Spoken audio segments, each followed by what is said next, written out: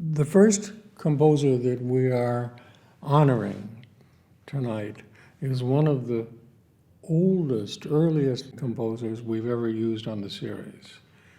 Somebody we call Josquin de Prez.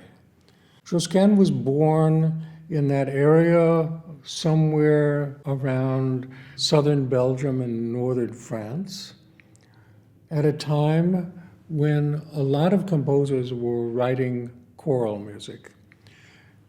That would have been in the late 1400s.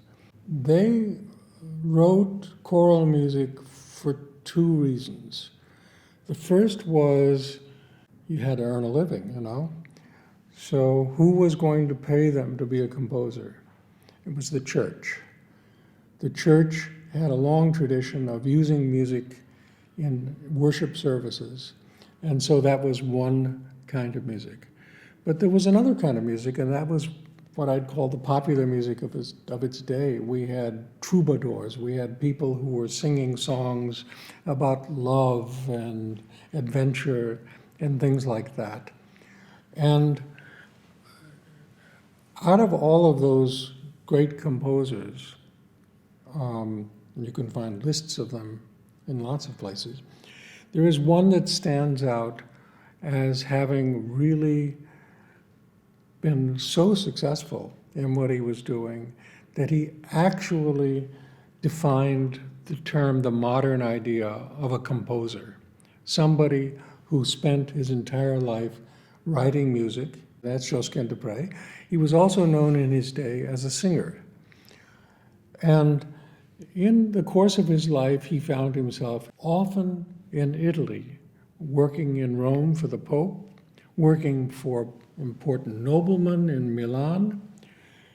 His life overlapped with Leonardo da Vinci and those great Renaissance composers.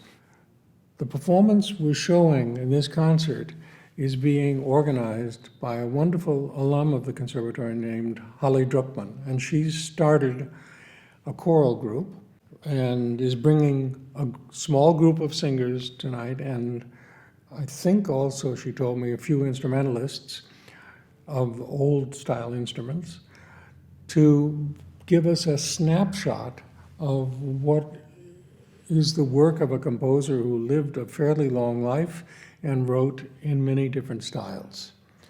And she is actually going to tell you more about that as she goes through from piece to piece. So I'm not going to try and do that.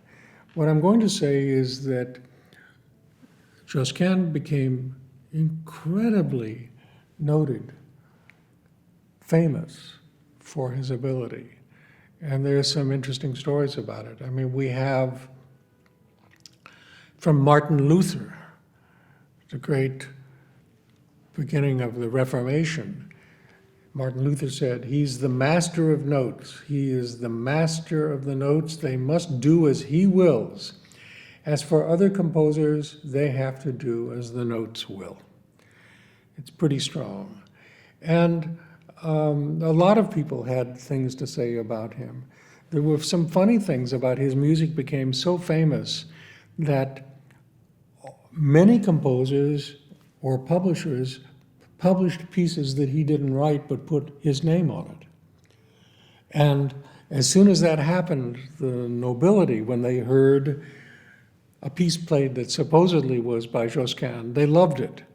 And then if they found out that he actually didn't write it, they were not interested in the piece anymore. It was kind of, it was like pop fame these days. If you know that so-and-so is singing, your favorite popular singer, then you're interested. Doesn't matter how good the singing is from somebody else when they do it or if they imitate it very well. So he was kind of like that. And what we're going to hear in this concert is some examples of his religious music, some examples of his what we call chansons, songs of love, of adventure, and then the last piece, I'll just jump ahead and tell you, is that one of the composers who me knew, maybe studied with, is called Okegium, also from that Dutch Flemish area of Europe. And when Ockeghem died, he wrote a piece that many people consider a masterpiece in memory of Ockeghem. And he did something really very interesting. He took a religious source line from the Mass, from the Catholic Mass, as the basic glue of it. And against that, he put verses of a song about nymphs in the woods, and Holly's going to tell you more about that, but I wanted you to know about it. So anyway, that's a very short introduction to the first composer on our program. This has been a time of reckoning in our country for the neglect of people of color, and in particular, we pay attention to it in the world of music. In this program, we're presenting a work by a remarkable American composer, a great young composer named Jessie Montgomery. Jessie Montgomery is a New Yorker who grew up downtown, as they say, in a family where there was everything from the father who was dealing with opera to friends who were playing the popular music at the time, jazz, whatever.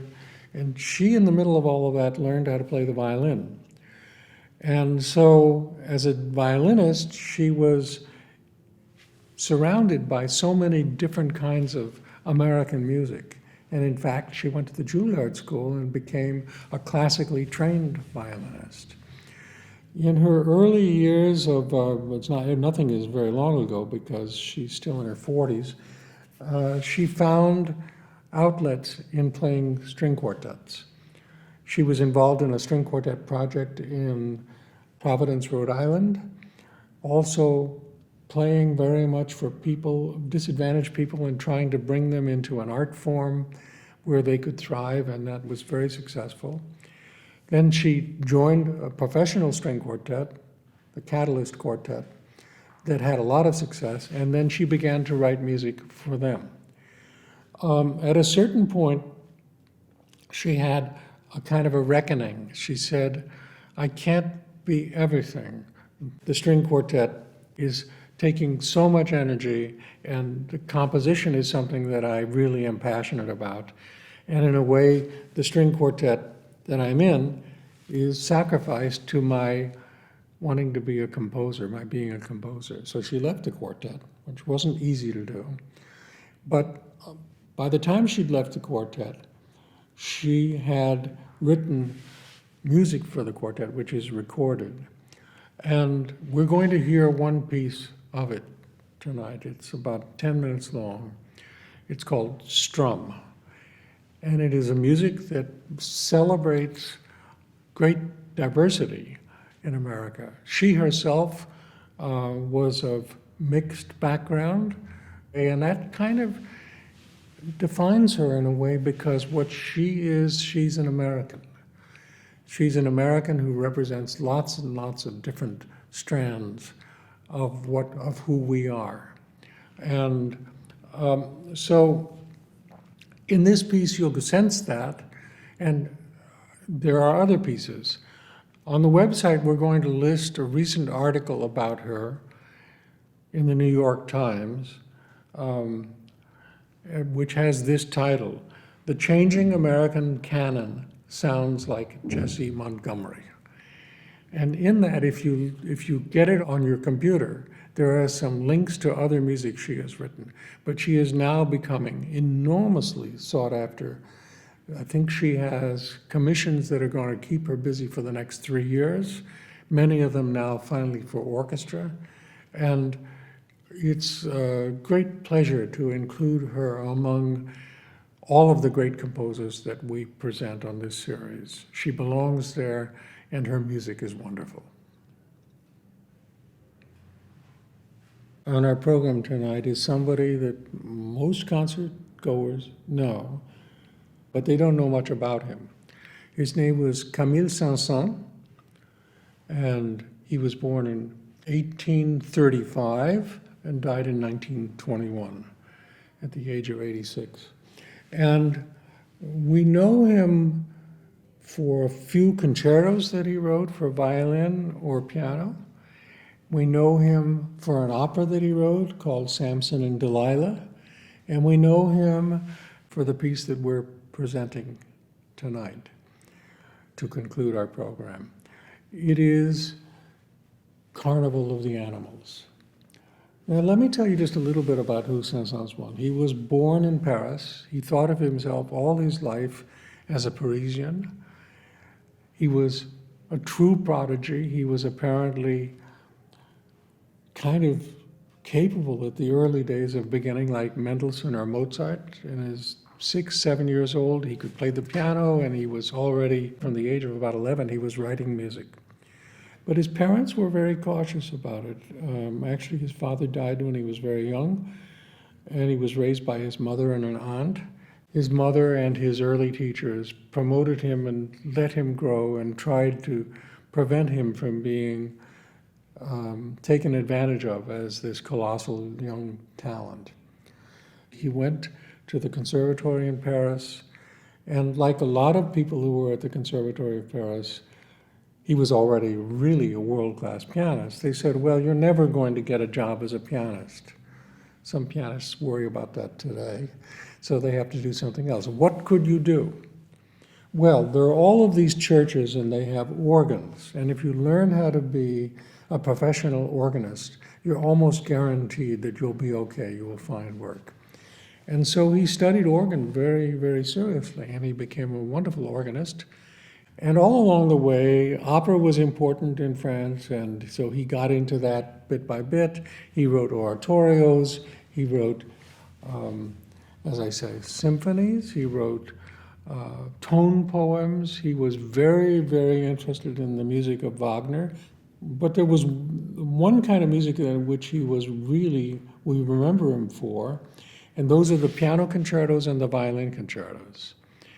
Well, he was all of his life kind of not really deeply admired by the critics because he was a very classically minded composer living in a romantic time, and he didn't really show his passions and his deep feelings. It was always a kind of reserve about him.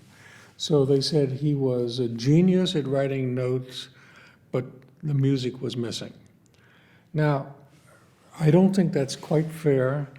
He had successes and failures, and apparently he was in Germany around 1886, and after some bad failures, he just kind of licked his wounds and he said, I'm going to write a piece for fun. And that piece became this piece that we all know, Carnival of the Animals, in which he was representing animals in short pieces in a very colorful way. He wrote a piece for 10 players, a group of string players, a flutist, a clarinetist, a percussionist, and maybe most importantly, 2 pianists. And that's what we're going to hear in this concert.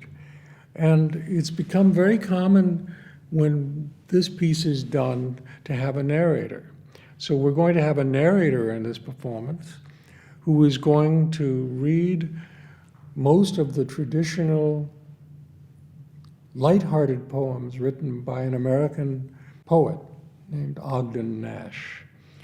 And he's very clever about these and each movement which depicts a different animal is going to be introduced by Ogden Nash's verses. Just to tell you a word or two about some of the movements. The first one is the lion, and along there we have the tortoise, chickens, fish, and something that resembles rattling bones. And the instrument he chose for that was the xylophone. Well, the other thing is that as he wrote all of these movements, he stole music from himself and from famous composers and quoted it, and sometimes upside down.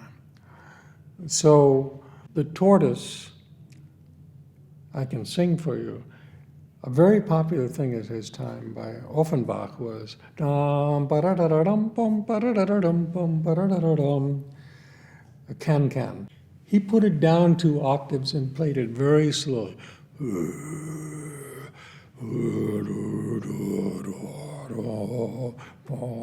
And that was the tortoise, moving very slowly. There's one movement in which he has braying donkeys. Like that. And most people say in this particular movement he was thinking about music critics. He thought that they made a lot of noise and didn't have much to say. So this is a fun piece, and we've put it at the end of this program as a way of really celebrating that we're all here again. One personal thing I can tell you, he wrote this Carnival of the Animals in 1886. He lived to the age of 86. I live in a house in the Boston area that was built in 1886. In 1886, my grandmother, who was born in the Ukraine, arrived in New York Harbor as an immigrant on October 28th, 1886, the day the Statue of Liberty was unveiled, and October 28th is my birthday. So that's about all I need to tell you about Saint-Saëns.